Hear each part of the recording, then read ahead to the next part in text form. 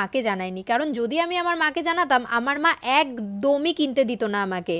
আর আমি মনে করি আমার যেটা ইচ্ছে হয়েছে সেটা যখন কেনার মতো সামর্থ্য আমার রয়েছে তখন সেটা তখনই কিনে নেওয়া উচিত, কারণ পরে কি হবে না হবে আমরা কেউ জানি না। আর থ্যাঙ্কস টু গড যে আমি আমার লাইফে এমন একজন পার্টনার পেয়েছি যে আমাকে সব কিছুতে সাপোর্ট করে।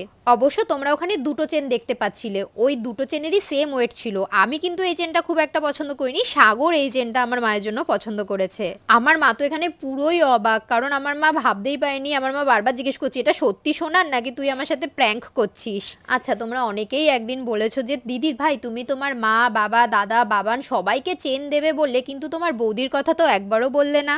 আমি আমার বৌদিকে অলরেডি একটা মঙ্গলসূত্র গিফট করেছি, সেটা বৌদির ভিডিওতে ছেড়েছে। আমি কিন্তু ওটা নিয়ে কোনো ভিডিও করিনি, কারণ আমি চাইনি ওটা নিয়ে কোনো ভিডিও করতে।